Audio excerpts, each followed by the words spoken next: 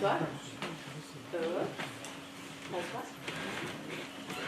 Je vous souhaite la bienvenue à l'Institut suédois pour fêter la parution en France d'un livre paru en Suède il y a plus que 30 ans, qui est devenu aujourd'hui un livre culte. Donc, vous le voyez là, les Voies du Paradis, les notes d'un manuscrit perdu de Peter Cornell. Entre essais, fiction, érudition, mysticisme, ce livre présente vraiment une nouvelle approche de la critique d'art et c'est vraiment une référence pour des générations d'artistes, des écrivains et des journalistes. Peter Cornell est historien, critique d'art, écrivain bien sûr, va s'entretenir avec Sinziana Ravini, critique d'art aussi, et commissaire d'expo. Et avant de laisser la parole à Peter Cornell et Sinziana Ravini, je voudrais remercier donc After 8 Books et aussi le guest editor Joachim Hamou et aussi le traducteur du livre Jacques Mangold qui a vécu ici à l'Institut quand il a fait les recherches pour ce livre. La parution, c'est un vrai événement en France, donc bravo à vous. Et vous avez la possibilité d'acheter le livre après la rencontre. Merci.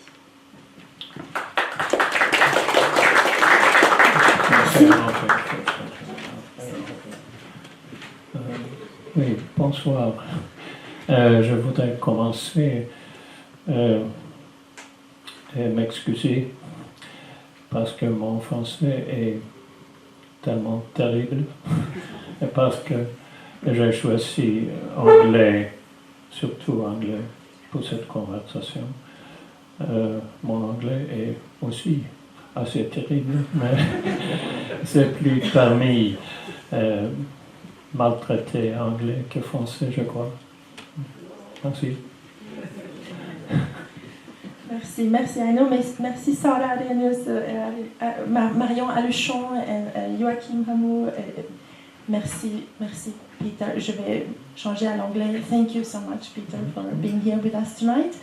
It's an immense honor to be able to talk with you about this, as you said, cult, a very legendary book in Sweden that has formed and shaped the thinking of many art critics and artists, because you are, which is a very unique thing, an art theoretician, which is also very much appreciated by artists. Let me make a short description of the book before I start asking you some questions. The Voies of Paradis is a labyrinthic, hermetic book based, I would say, on the dialectics between the center and the periphery. The quest for knowledge based on the principle of free association, which I myself as a psychoanalyst adore.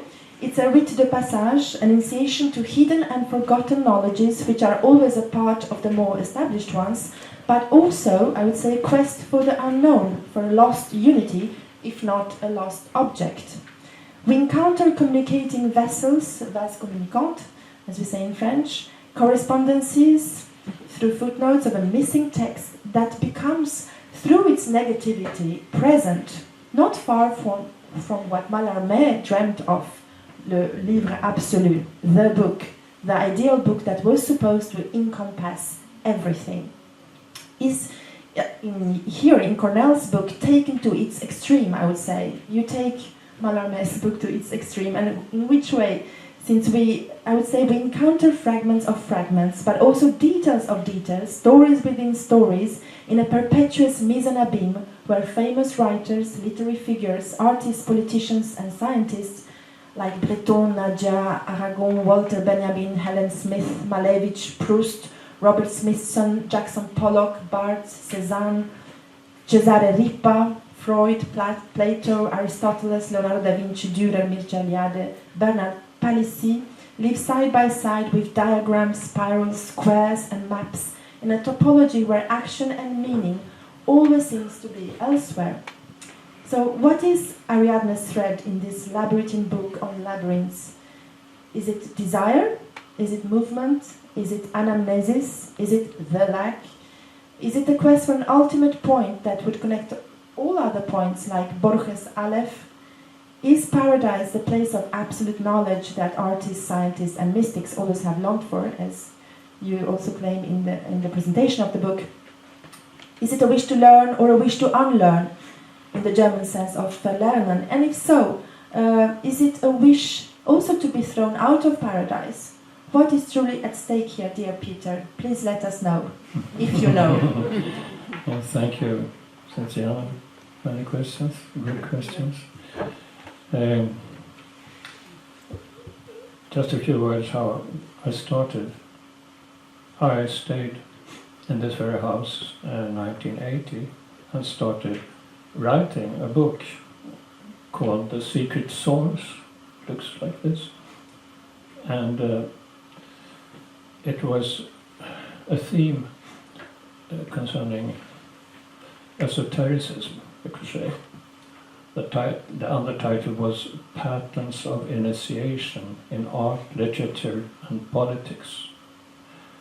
And for some reason I was very interested in this theme, partly because as a professor in an art school, I often met this theme, partly hidden.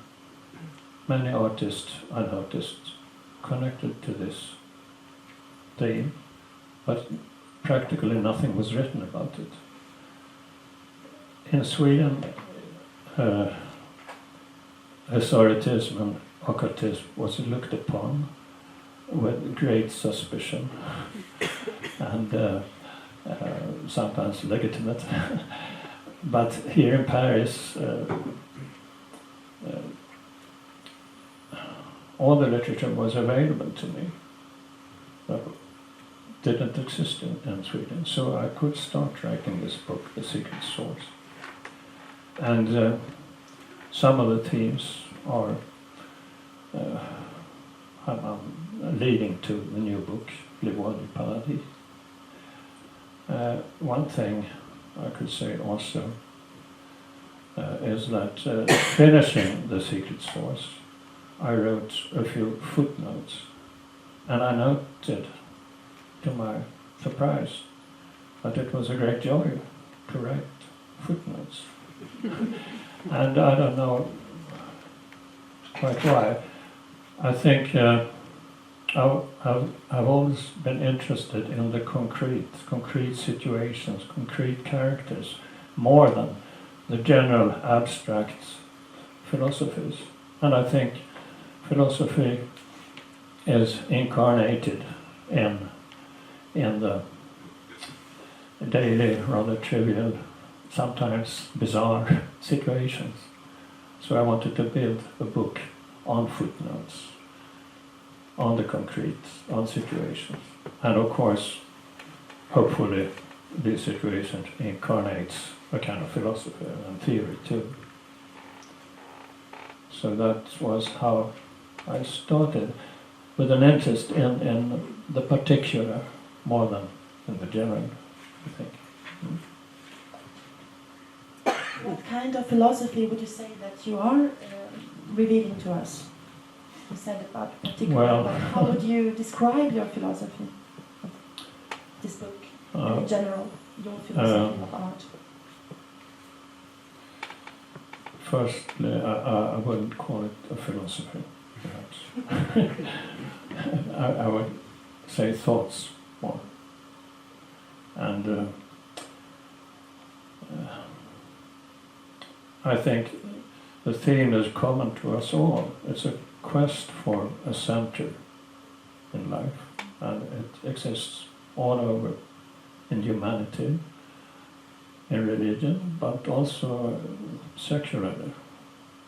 For example, in psychoanalysis, I think people are searching for the center. And this book discusses what is a center, and it also doubts the value of a center.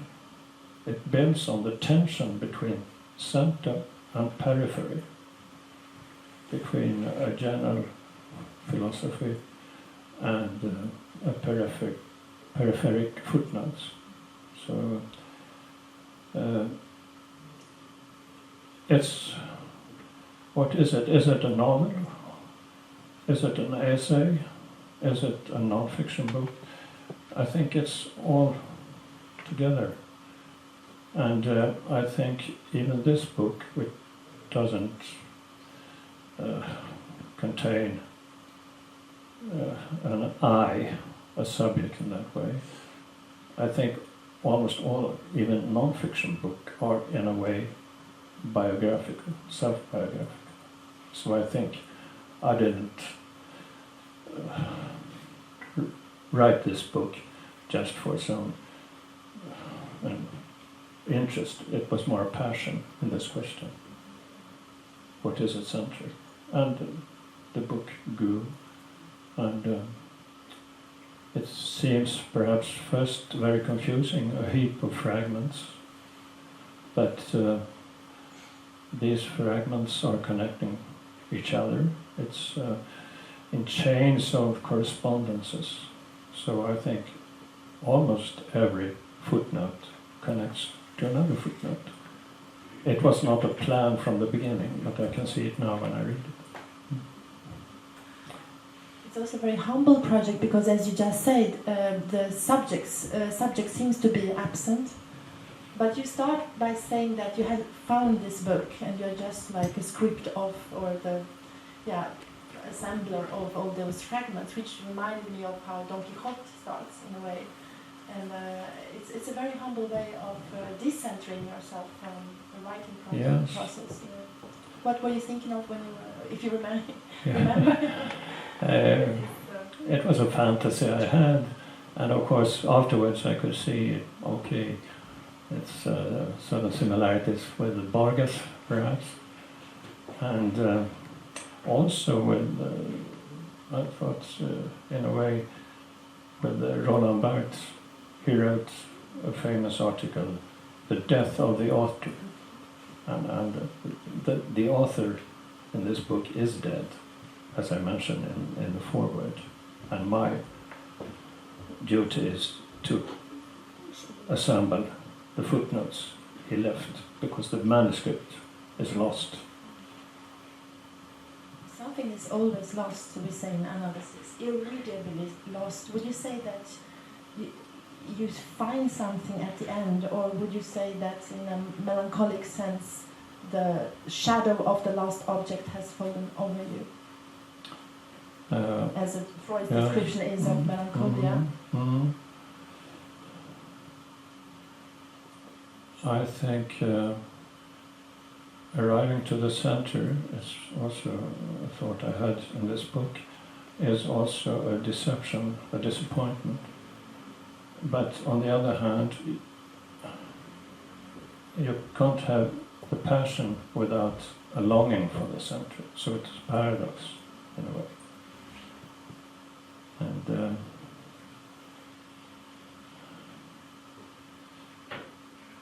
And to me, writing the book was also a kind of play.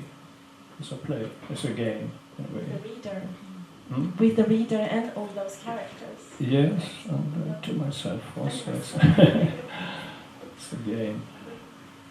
And as you say, it's perhaps a kind of melancholy in this, that I never reached the center. I don't want to reach the center because it's moving around the center that is essential.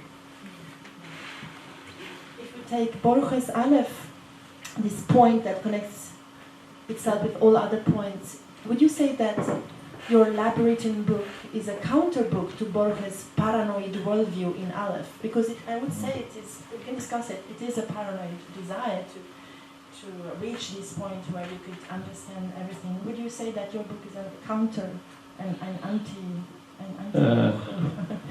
anti-novel, if you would call this, in an Alephian, anti-Alephian?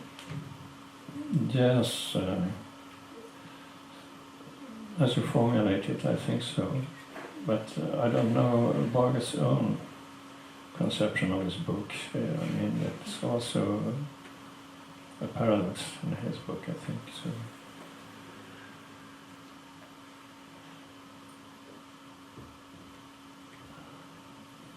it's very difficult not to make my own free associations around your associations, which was wonderful and also very frustrating because I was constantly looking up things that you're referring to, and I really adored losing myself within this association. So I wanted to ask you did you get lost in this maze when you were writing it? I don't think I got lost in it, but I was. It was an adventure to me, really an adventure. I had no real plan, but it was an adventure. Reading and one thing led to another, and the other led to a third, and so on.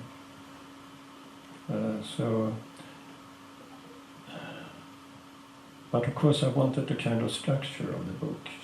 It wouldn't just be a heap of fragments, as I said it. And as you noticed, a metaphor for this book is a labyrinth. And if you view a labyrinth from above, you see very clearly the structure. But when you're in the dark labyrinth, it's very confusing. You walk one way and back and search your way to the center. And it was also important, as I said, to be concrete. So in the beginning of the book, I mentioned le centre du monde, and Jerusalem is the centre du monde in 3 religions. So the paradise is the centre du monde, and in the Bible, the first man was created in paradise, Adam, and also in a myth, Christ was crucified in the same place as Adam was born. So this is the centre du monde. That you are decentering, that's what's so beautiful about it, that you have it as a starting point, but then you go to so many directions, so many time periods. And I always feel that everything is going to grow somewhere. That in a way, I love the word paradis and vägar in Swedish, because they have both the paths, but then vägg, you have this homonym in Swedish. So I also was, in a way, blocked by the walls. I thought, like, every text is so beautifully written, so I could stay within each fragment and feel safe within it. I didn't got too confused, and that was amazing how you structure that. That you don't get confused within this labyrinth, everything so nicely and kindly written. Would you agree with that? I don't know. That you are also taking care. The red thread is also you, the way you write the text. Well, thank you, because my style is very neutral. It's not expressionist, it's very neutral. But that demands a lot of time, a lot of work. And you go to the core of things. You really go to the core of each book, the way you write about Breton's Nadja, or I can take so many examples of what Duchamp is all about. It's very, very, you're going to the core of things, and so that's why I have to ask you a more psychoanalytical question. You know, Lacan said, I was thinking about errands, and what has Lacan said about errands. You know, he says, les noms du père, which is a play of words with les noms du père, which in English would mean, it's almost untranslatable. It means that those that non dupe means that don't want to be misled, or don't want to be, they know. Je suis non dupe, je suis pas dupe, on dit in French. And that's why they err, because they think they know. And I want to find a way to ask you this question, which is difficult for me because I both like the idea of not erring, of knowing, but also the idea that those les noms du Père, the name of the fathers, is what makes us sometimes also not to err because something stops us. Would you say that what is the border of language, if the border of language is the phallus and the father who makes it lack, that you have reached the border of language in that sense? And if so, what is it? What keeps us from not erring too much? Yes, that's also a difficult question for me to answer because I'm not so initiated in Lacan's thinking, but me neither. So yes, I'm just playing around. Absolutely, you are. But sure I understood them.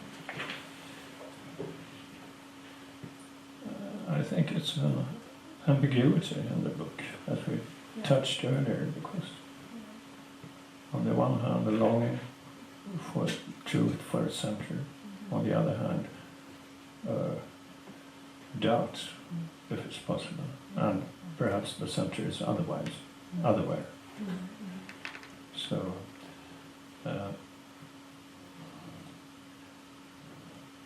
I refer also several times at the American artist Robert Smithson, who was a very interesting artist, and his work is in a way similar to both Mallarmé, and I don't dare to say my work, but there are similarities. He is, as an artist who worked with, he was looking for certain, it was kind of land art, he was looking for certain sites, abandoned sites, in deserts and so on, where he was so fascinated. It was almost impossible to get there. He called them sites. And he picked some sands, some minerals, he drew a map perhaps, and he showed these documents in a gallery and called the exhibition non-site. So I consider my footnotes as a kind of non-site, as also Mallarmé's notes for these totally impossible livre that doesn't exist. And you also speak about how he organized this book about the impossible book through the spirals, through the serpentine movements. Yes. And the spiral jetty and so on. And it's so amazing yes. how you create these associations which sometimes remind me of Warburg, the atlas. Yes. But as I said, there is always a reason, it feels, why you go from one place to another. So I would like to speak about the origin of the world in Genesis. Goethe said in Faust, am Anfang war die Tat, in the beginning was the act. Would you say then that in your case, that in the beginning is the labyrinth?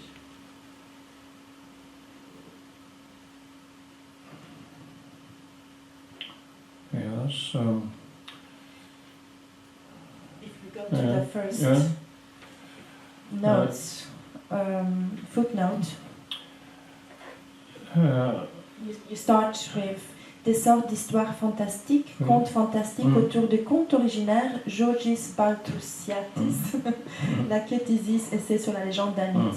You start with a slightly boring footnote, Yes. if you didn't want to start. Yes, I did. I think this footnote is very important for the book because tell us why. Because this book is a homage to the fantasy, the fabulations that the man does around certain phenomena. For example, the center, and there are many examples in the book of arrivals to the center. The Swedish feminist international, very renowned writer in the 19th century, Fredrika Bremer.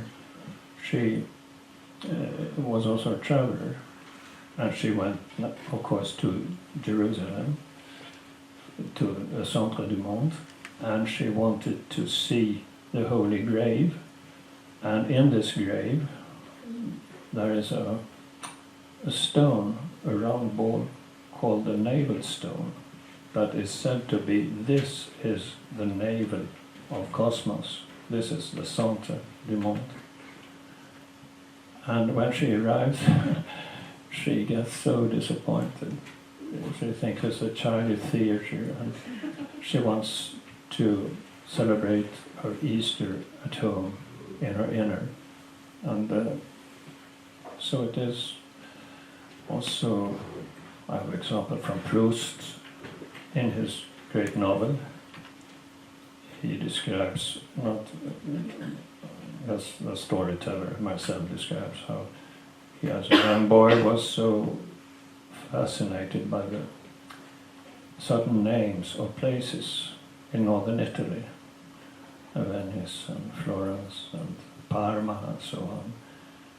He made really conte fantastique about these places, but understood that he also, it was a dangerous fantasy because it was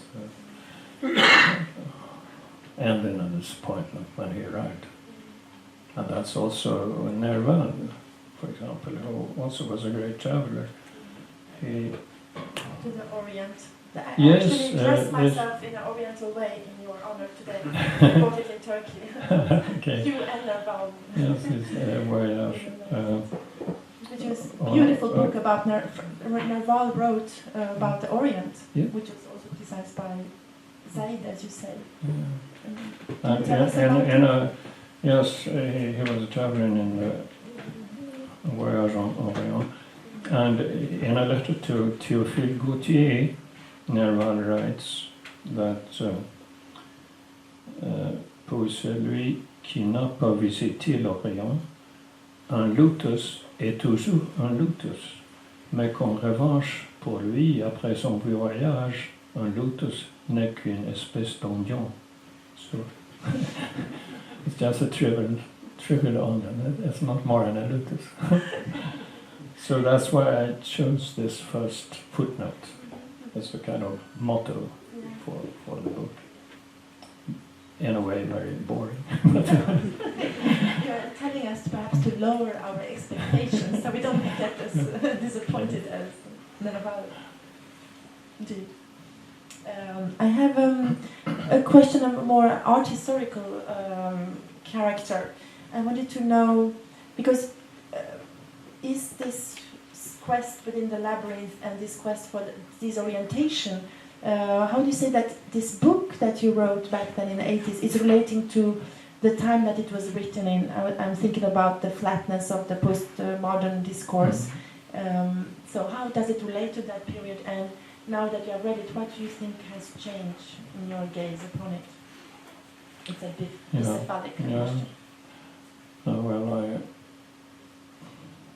I worked as a professor in art history, so I knew some theory, but I was not an expert in postmodernism.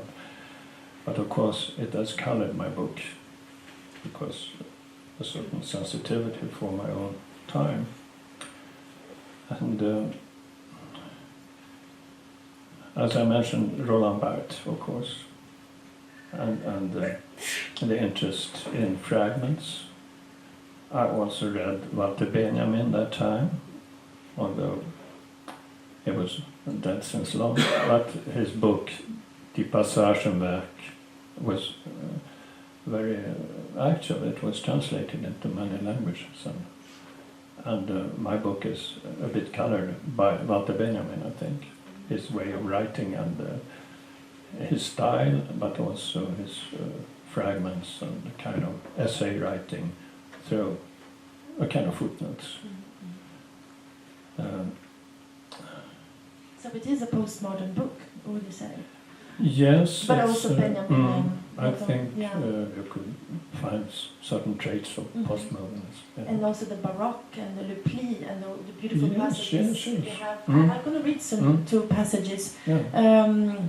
Well, yeah, let's do it now because I want people to hear those that have not read you yet. What a beautiful language you have, and I have three fragments I would love to read. The one is about, which is an homage. This book is actually also an homage to Paris. It's wonderful to wander through your book while I'm living in Paris, because I'm wandering a lot and running a lot in this city, and I definitely feel much less disoriented now that I've read your book. So I'm just going to read some lines about the surrealists and how they were wandering in this city. You write, in a translation, beautiful translation, leur promenade et leur flânerie dans Paris semblent à première vue sans but.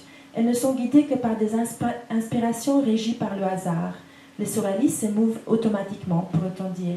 Aragon écrit en 1926 « Je vivais du hasard, qui seul parmi les divinités avait su garder son prestige. » Néanmoins, ces marches ne sont pas dénuées de règles, car les surréalistes évitent consciemment toute attraction pittoresque et destination touristique. Ils tournent le dos à la rive gauche et parcourent de préférence un Paris plus ordinaire, incarné par le quartier de l'Opéra, ses journaux et ses grands magasins. Toutefois, c'est à proprement parler un terrain éminemment volcanique, truffé d'endroits qui suscitent alternativement euphorie et malaise. Des carrefours, des parcs, des statues, des panneaux. André Breton souhaiterait posséder un plan, tenté par leur extrême sensibilité aux lieux, une carte sur laquelle les lieux plaisants seraient marqués en blanc, les lieux répugnants en noir et les autres en gris. Dans cette topographie, on trouve des carrefours magnétiques, éminents tels la tour Saint-Jacques, la place Dauphine, le parc des Buttes-Chaumont, les passages de l'Opéra, etc.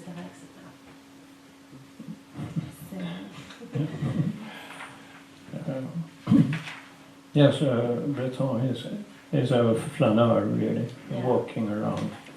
And you were walking around the city, and were you writing while you were walking? Were you taking notes while you were? No. I'm only writing in my studio, at home.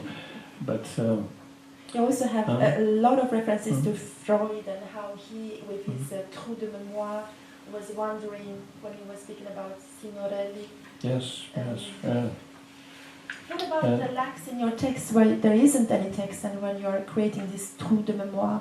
What about those footnotes that seem to go nowhere? Yes, you mean the kind of blind alleys or digressions that don't lead anywhere? Yeah.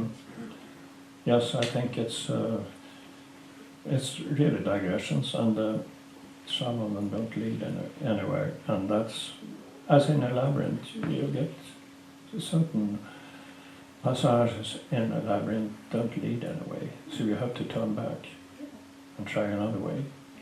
So, and this concept of passage is rather central, as you have already shown here.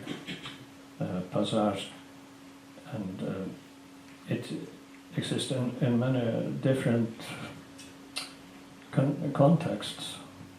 Passage, returning to Jerusalem, and the Crusaders. Oh, that's perfect, because I wanted to read about those. Okay, yes. Sorry, I'm cutting you. These wonderful passages on the Crusades are just amazing. Le pèlerinage, where you're writing about how La Terre Sainte was quested for by many different reasons, but also by the kids. I don't know if you know that there is a croisade in 2012, and you're writing La croisade des enfants de 2012. Tant il est facile de séparer les faits du mythe qui les a suivis, il semble que la croisade des enfants trouve son origine dans les prêches d'Étienne, jeune berger de 12 ans, devant l'église de Saint-Denis à Paris. Après, vous dites, et là, je veux lire ce petit passage parce qu'il est tellement drôle. You have a humor which is delicious. And ici, donc, je lis ce petit passage sur les enfants qui faisaient donc des croisades, qui est aussi tragique parce qu'ils finissent mal tous. Ici, on a malheureusement omis d'évoquer, ne serait-ce qu'en la citant, la croisade des enfants de 2012, tant il est difficile de séparer les faits du mythe qui les a suivis. Il semble que la croisade des enfants trouve son origine dans les prêches d'Étienne, jeune berger de 12 ans, donc un jeune berger de 12 ans, un petit enfant qui commence cette croisade, devant l'église des Saint-Denis à Paris. Il assurait que le Christ lui était apparu et lui avait enjoint de lever une nouvelle croisade. Ce garçon devait être un fin rhétoricien, car on le crut lorsqu'il affirma que la Méditerranée, suivant ainsi l'exemple de la mer Rouge devant Moïse, s'ouvrirait sous les pas des enfants. Un mois plus tard, 30 000 enfants, dont aucun n'avait plus de 12 ans, se rassemblèrent à Vendôme. Et je me demandais justement comment il a fait, parce qu'il n'avait pas, pour rassembler tant d'enfants, parce qu'il n'avait pas de Facebook à l'époque. Mais, et vous racontez, and you are telling us how these children tragically disappeared in all kinds of pirate ships and so on. Yeah. And, So that's one of the strange, bizarre situations in history. That he's been forgotten or not well written about. I have another passage that I wanted to read. Sorry. What's the time schedule? Do we have some more time? Yes, we have. Yeah, great.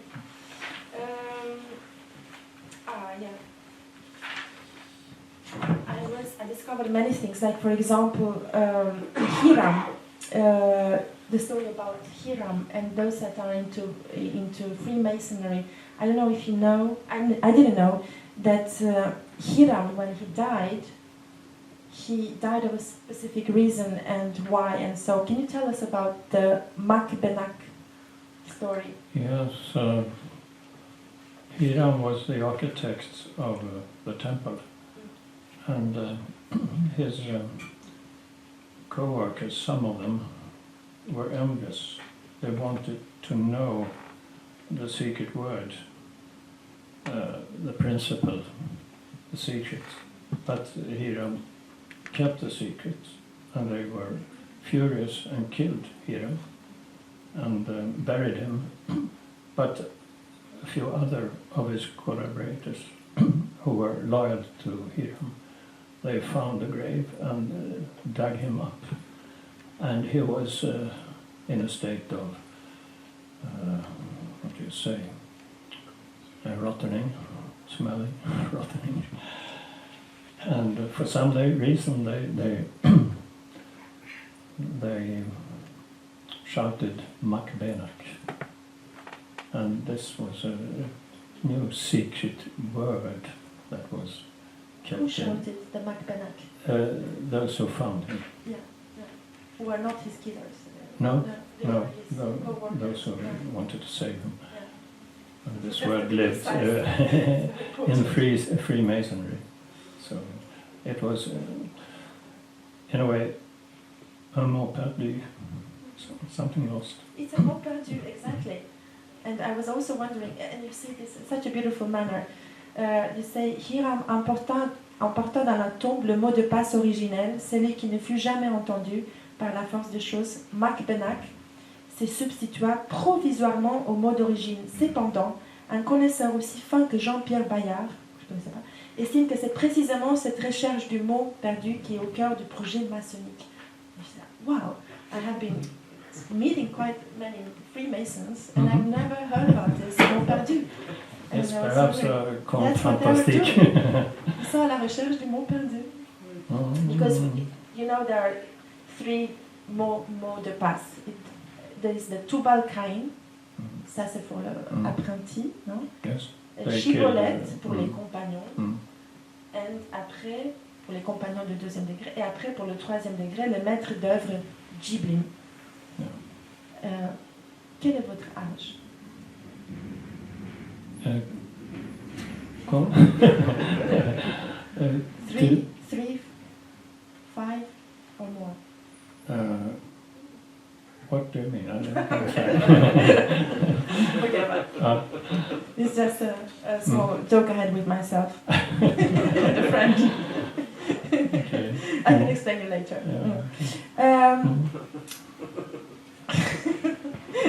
No, but I'm so happy that I learned so many things about the secret worlds.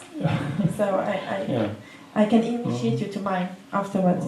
Now, I really need to read another passage, which from an art historical point of view is just amazing. I really, it's a little bit longer. Is it okay?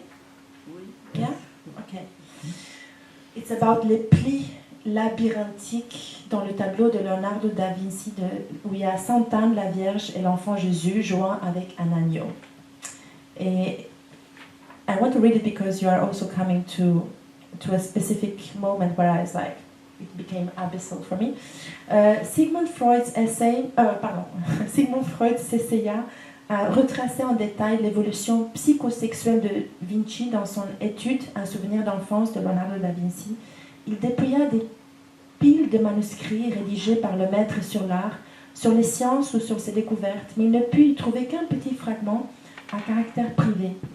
Dans un chapitre sur la migration des oiseaux, Léonard se souvient brusquement que lorsqu'il était nourrisson et couché dans son berceau, un vautour avait atterri à côté de son berceau et avait introduit dans sa bouche le panache de sa queue. Ce fragment, apparemment insignifiant, constitue le point de départ de la recherche de Freud. Il devient le fil d'Ariane qu'il va tirer pour révéler les aspects les plus obscurs de Léonard et de son œuvre artistique.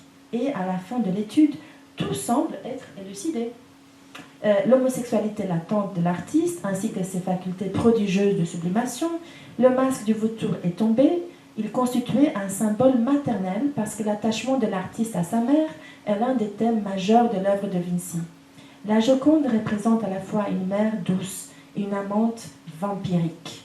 Sainte Anne, la Vierge et l'enfant Jésus, joint avec un agneau, se révèle être un portrait double de la maternité et ainsi la cause est entendue.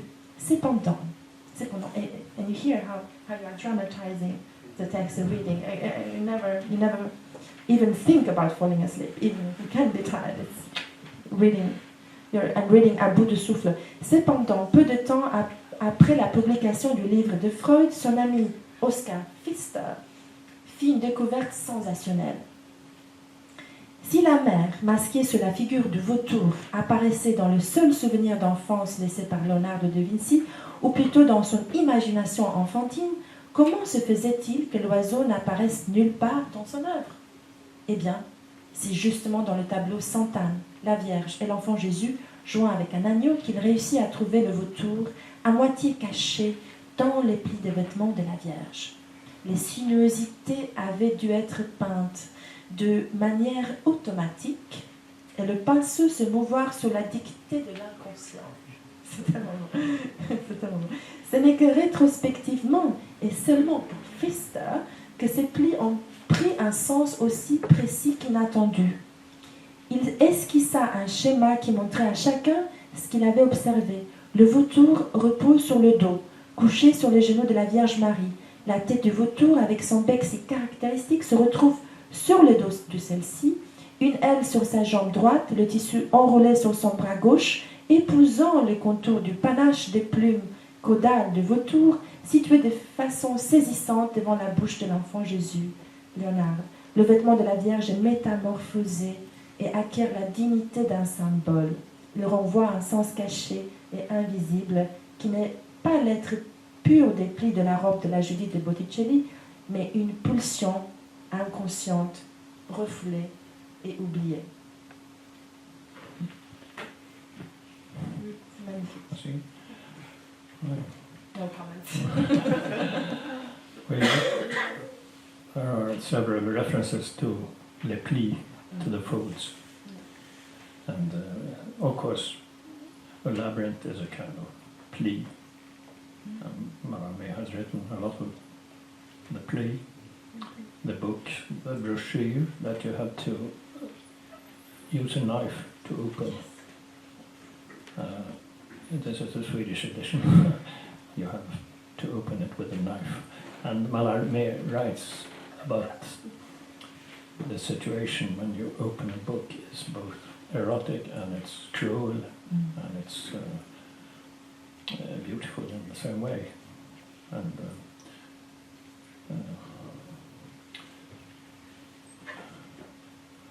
I have also a passage about Aldous Huxley.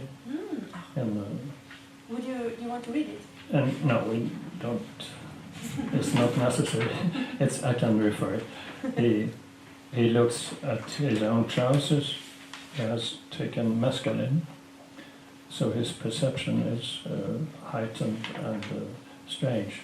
And he looks at Lipley in his trousers, and he thinks it's so fantastic.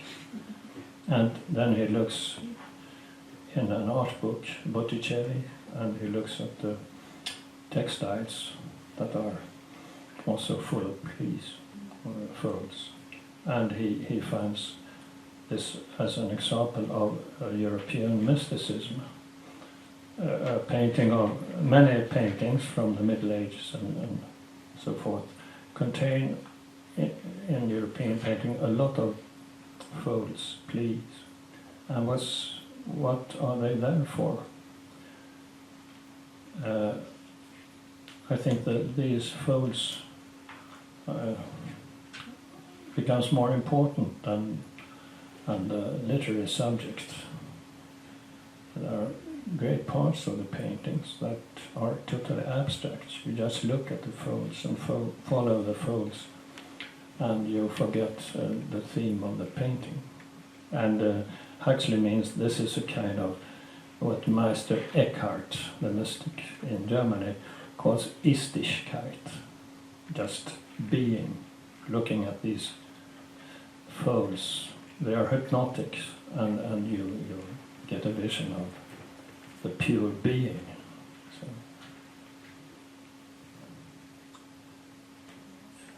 So it's in these folds, to continue what you said about this Breton walking. So movement is of course a basic theme in this book, and on the back of the book you have movements. It's a pencil drawing from I think a medium collected by a psychologist from the beginning of the 19th century. And I think this movement is a picture of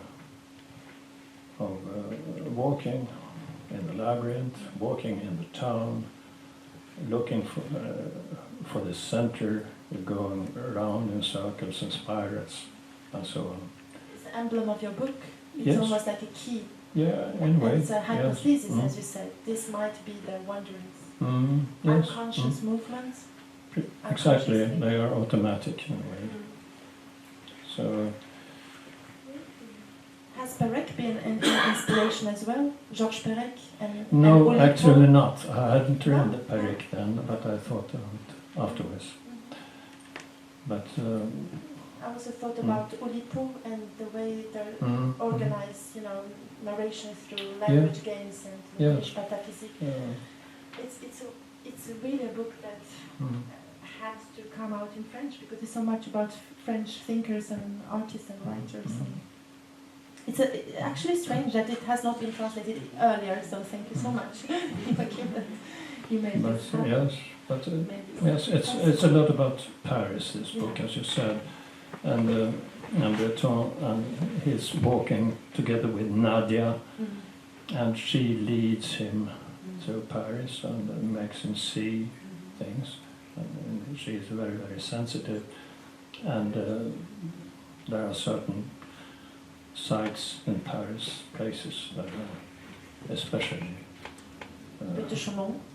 Oui, the Chaumont. And you also make an inventory about Breton's wandering in Nadia. I didn't know that he also had been walking through in the surrealist parks with his real friends at Nadia. It was so autobiographical. He also talked about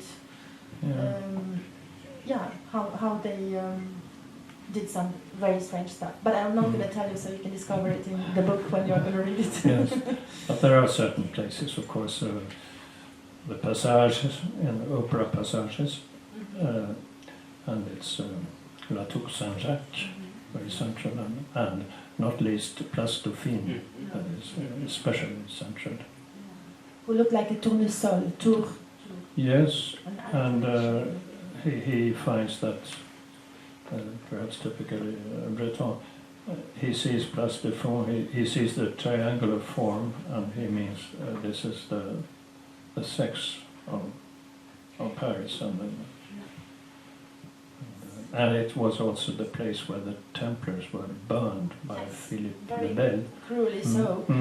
I don't know if I just realized reading your book how much violence there has been in the city, thanks to your book, because it's almost every place you are writing about some violent historical thing has happened, and we tend to forget about that violence. We only see the violence today, but it is a city of extreme violence. So it's for me also a very political book, reminding us of the strata of history. And Paris is never going to be the same now, since I read you.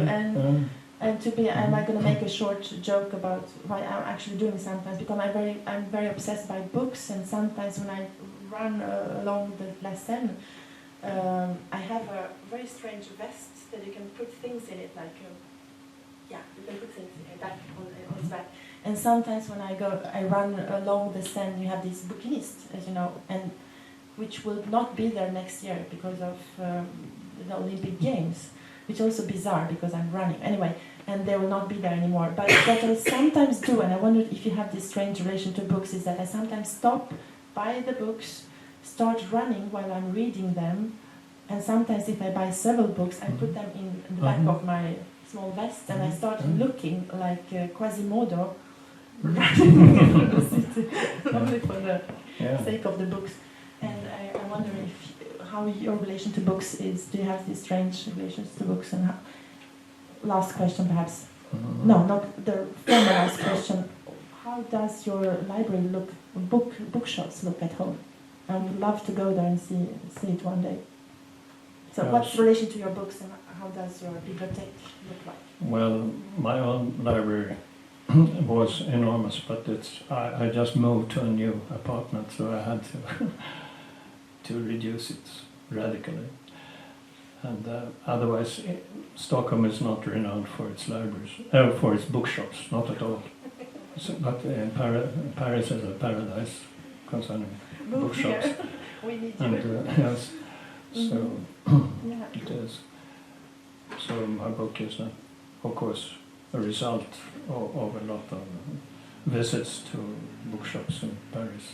And I think bookshops are almost sometimes more important than exhibitions. They are my exhibitions.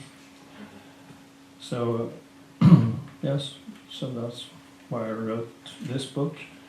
It's an exhibition also, because you have so many images in it. It's an exposition. Tout à la fois. So last question now, and then we'll open it. I just say, you want to say forgot. Something more? I said that in this book, the footnotes, they contain such material that are normally erased in main texts.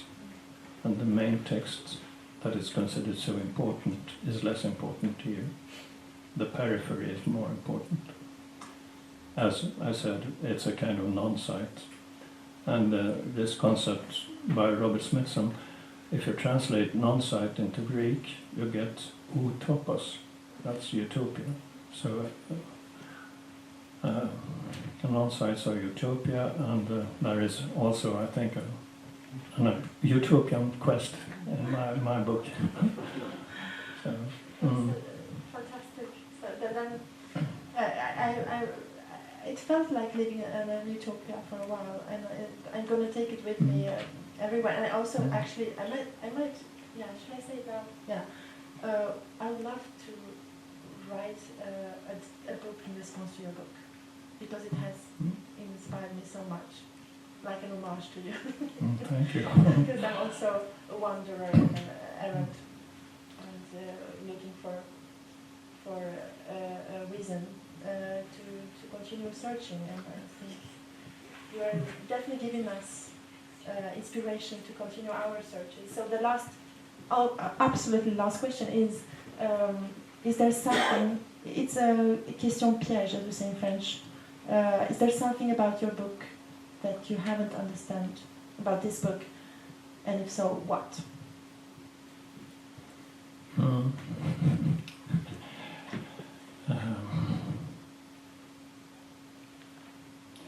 It's a long time since I wrote the book, and that I think is rather fantastic that it's still actual, and that after 8 has found it, and Jacques Mangold has made a formidable translation of it. Reading a book you wrote long ago, normally you feel sometimes a kind of shame, how could I write such a thing, and so on. And, well, to my joy, I haven't felt so much shame. But I think I still understand the book, and I think there's nothing I don't understand, actually. I think so. Thank you so much. That was speaking with you. So, who wants to ask to start with the question? Question. Je pense qu'on peut le poser en français ou en anglais, on peut traduire.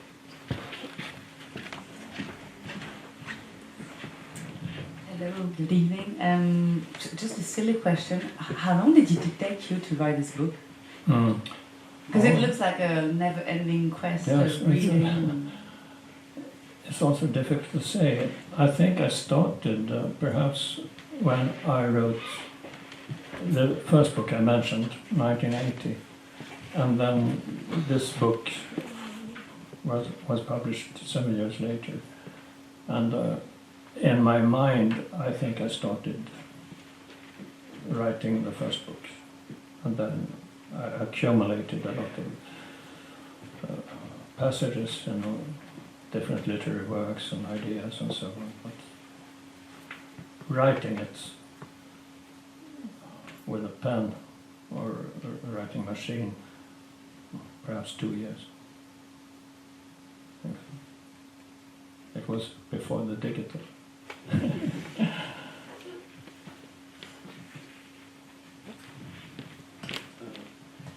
I just first I want to say that's the most amazing book I read recently, really, because it's extremely coherent. Although it goes in apparently in all directions, but extremely coherent, and it's a book of wisdom, I would say. 2 questions. The first one is rather light, so to say. Is Paris in some way a paradise? Because it's the city that is most present in the book, and it goes from the Place Dauphine to Butte-Chaumont, to the passage that do not exist anymore, to the Tour Saint-Jacques, the Maison Flamel, etc., etc. So is Paris in a way of lost paradise? Maybe the lost paradise of Baudelaire or whatever. And the second question. There is, I think, a very important passage where you compare Chateaubriand and Gérard de Nerval. It's about the trip to Jerusalem of Chateaubriand, and he goes directly. Rome, Athens, Jerusalem, because he has strong convictions. He's a man of faith, he knows the truth. The truth is Catholic, and he goes directly to Jerusalem, to the center of the world, because he knows where it is. Nerval has a completely different approach. He doesn't go straight to the center. He goes to places that are non-important, apparently. He listens to all kinds of stories. His source is not the Catholic truth, but all kinds of esoteric teachings, legends, stories. One can see that the one that you prefer is Nerval. But why? Yes, I think Nerval is congenial with my book and my thinking. And Nerval's traveling route is like this, I think. And he's very wide open, Nerval. He's talking, as you said, to everyone, and mixing different literature, different genres, and sometimes you don't know, is this something has experienced himself or read, and he gives me a lot of sympathy. Never also as in other books. He's a great writer, I think, so it's an ideal. And Paris, yeah, I think when I came to Paris 1980, starting writing my first book, I had been in Paris once when I was 18 years old, and then I didn't understand anything. I understood anything. Just a big city. But second time, 1980, then it was kind of a miracle. It opened to me. And it opened to me as a city, and it opened to me intellectually and artistically, and the libraries and the literature and everything I found. I was actually in a certain crisis myself because of a family tragedy, so I was a bit, in a way, vulnerable but wide open. So, in a way, as you said, it was Paris was a paradise to me then, and still is in a way. Not perhaps compared to that time, but. Encore des questions? En ce cas-là, je dis merci beaucoup à Sinziana Ravini et surtout à Peter Cornell. Et n'oubliez pas, donc, vous savez, vendre tes livres, et Peter Cornell a promis qu'il peut signer si on le souhaite. Merci beaucoup d'être venu.